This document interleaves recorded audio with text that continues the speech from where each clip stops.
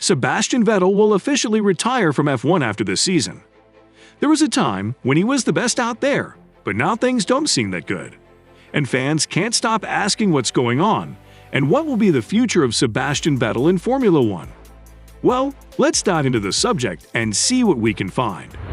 There are a lot of young drivers in Formula 1, but having boundless potential and the ability to be the best and make your mark on the sport is on another level. Monza 2008 was the big one, the day Sebastian Vettel cemented his reputation as a future force to be reckoned with, a driver with enough potential to convince everybody that anything was possible with him. Winning in adverse conditions in a Toro Rosso at Monza in 2008 was one thing, but when he was promoted to Red Bull, the real lunacy began. Let me explain what it was like to be a Formula 1 fan during Sebastian Vettel's best years, from 2010 to 2013, when he won 4 consecutive championships. In 2011, Sebastian won 11 races and finished on the podium 6 times, only missing out on the podium twice in Germany and Abu Dhabi. You may argue that 2013 was a better year than 2012, with 13 wins in a row. In India, you won the championship and finished the season with a whopping 397 points. It was more than dominance at times. 9 straight wins, in my opinion, is absolute annihilation, without even giving the rest of the competitors a smell or a chance. Sebastian was formerly supposed to be unbeatable, untouchable, and unstoppable, and that he would reign supreme for years to come. Sebastian was so good that people would kick him off the podium in his prime, and his prime is often regarded as one of the best ever, a great example of an amazing driver who was just in tune with his car. But fast forward to 2022, and Aston Martin has had a bad start, to say the least, and despite the fact that the season is still young, I'm losing hope as the weeks pass, and it's only been 4 races. Everyone felt like they saw karma when Sebastian departed Ferrari at the conclusion of 2020. They said in 2021, in a new atmosphere, a bit of a shift, which would have undoubtedly been helpful. He also appeared to be enthusiastic about and invested in Aston Martin's long-term plans. Sebastian is 34 years old, but that doesn't mean he's past his prime. Fernando Alonso is 41 years old this year, yet he is still performing at an incredibly high level. Sebastian, on the other hand, appears to be unconcerned about anything at the moment, which I don't blame him for, given his current circumstances. Sure, Australia was his first race back, and the vehicle seemed to be completely useless, but the 3 incidents were alarming. You could attribute this to Sebastian's lack of running in that car due to COVID. He was absent from the first 2 races, as well as FP1 and FP2. Sebastian would crash in FP3 and then take off at turn 11 during a race. Considering how tough it was to judge the car, the braking and then losing it on the exit of turn 4, hitting the wall, and being eliminated from the race, Sebastian had a plainly bad weekend, with many claiming it to be one of his worst in Formula 1. He joined us at Martin because of the team's future potential and the process in which Sebastian could play a key role. But 2022 was Aston Martin's big chance to make a big statement. As with any major rule change, there's a lot to learn and a lot to improve on as you become more familiar with how this new car functions and reacts on the course.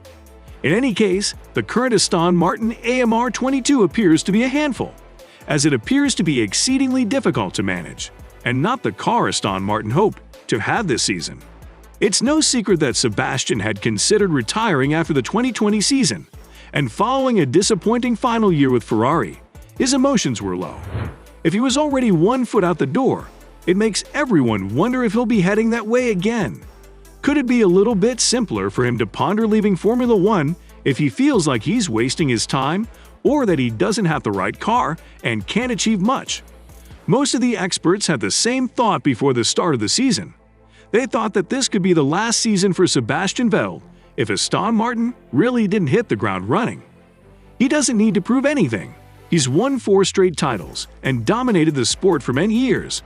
And we know he has other interests outside of F1 that may be more important at this point in his life. If he was ready to retire, I don't think he'd hesitate to express all of this. If his motivation returns, If Aston Martin improves and makes tremendous strides, Sebastian might be fully involved and all in once more.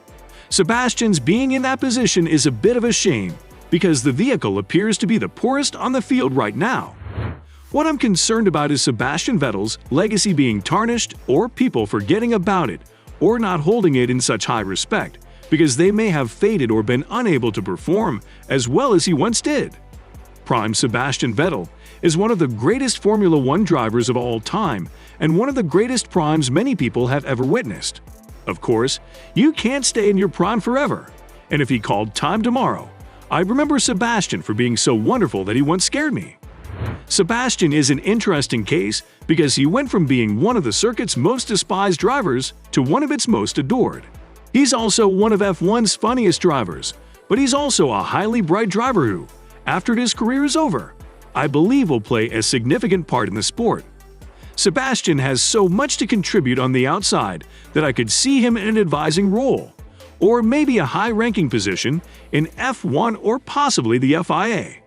I believe he has so much expertise and is so brilliant that he would bring a lot to the table in a capacity like that, and I believe he would contribute a lot and have so much to offer and would be a tremendous addition to the future when he does call time on his racing career.